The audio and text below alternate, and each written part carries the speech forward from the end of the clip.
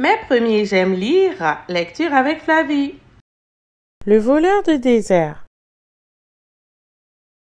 Ce soir, mes parents et moi, nous avons entendu à la télé que le voleur de désert avait recommencé. Cette fois, il a volé le Sahara. À la place, il a laissé une feuille de papier pliée en 4. Sur la feuille, il y avait un seul mot, sa signature, Furfurax.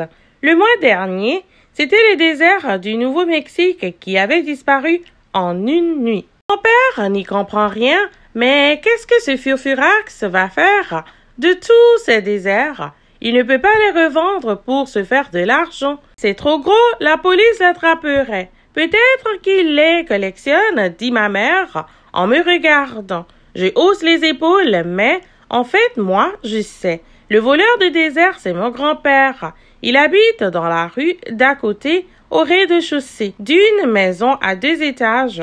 Ce matin, je l'ai aidé à cocher les dernières dunes du Sahara un peu partout dans son appartement. On a rempli de sable tous ses verres et les poches de ses vieux manteaux. Le peu qui restait, on l'a poussé sous le tapis. Ni vu ni connu. Le lendemain matin, j'entends à la radio qu'un fleuve a été volé pendant la nuit en Amérique du Sud.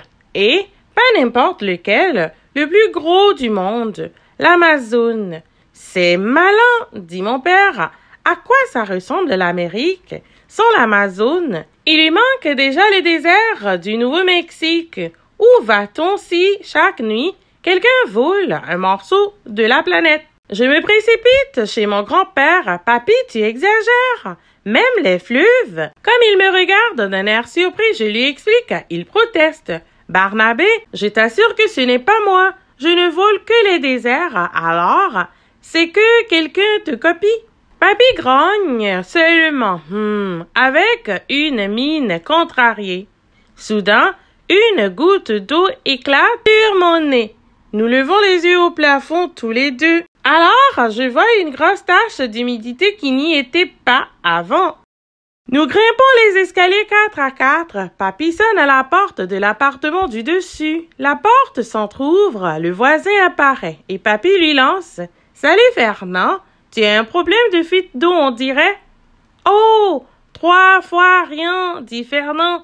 Je vais régler ça. » Fernand, c'est le frère jumeau de mon grand-père. Ils se disputent souvent, mais ils ne peuvent jamais s'éloigner beaucoup l'un de l'autre. Mon grand-père pousse la porte. Nous entrons dans le salon de Fernand. Il n'a pas qu'un petit problème d'eau, il a un énorme problème d'eau. Le salon est encombré de récipients. Il y en a partout, empilés sur les meubles, entassés sur la moquette, suspendus au plafond. Sur la table, des piranhas nagent dans un aquarium. Mon grand-père bougonne. « Tu n'as pas pu t'en empêcher? » Dis donc, Furfurax, répond Fernand, c'est toi qui as commencé.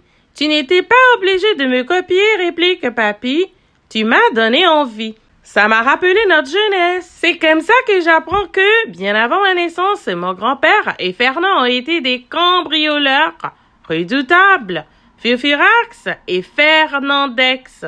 Ils ont volé des glaciers, des forêts et même un sommet de l'Himalaya. Si haut que personne ne s'en est aperçu. Puis un jour, ils ont décidé d'arrêter leur bêtise. Mais depuis qu'ils sont à la retraite, ils s'ennuient un peu. Mon grand-père a fait un grand geste de la main et demande à son frère « Et tout l'Amazone tient dans ton appartement? » Bravo, dis donc. Fernand fait une grimace. Justement, ça déborde un peu. Alors là, je me fâche. Papy, oncle Fernand, ça ne va pas du tout. Qu'est-ce que vous faites avec la planète? Un vrai bazar. Allez, on remet tout en place. Mon grand-père et son frère se regardent sans rien dire pendant un moment. Puis papy demande « Qu'est-ce que tu en penses, Fernandex?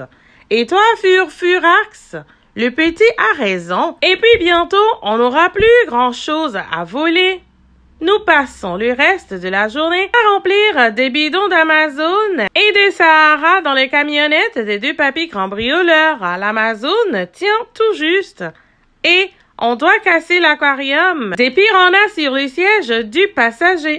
Fernand fait le voyage tout seul vers l'Amérique. Moi, j'accompagne papy jusqu'en Afrique. Par chance, c'est mercredi. En arrivant, on s'arrête au bord du trou que le désert a laissé. Papy prend un bidon, mais au lieu du beau sable doré que nous attendons, c'est une boumolle qui s'écoule. Nom d'un ouvre-boîte, quel maladroit, s'écrie mon grand-père. Que se passe-t-il? On a mélangé l'Amazone et le Sahara. Ah, on a l'air malin. Le lendemain, les journalistes se demandent pourquoi le fleuve Amazone et le désert du Sahara ont été remplacés par de la terre humide.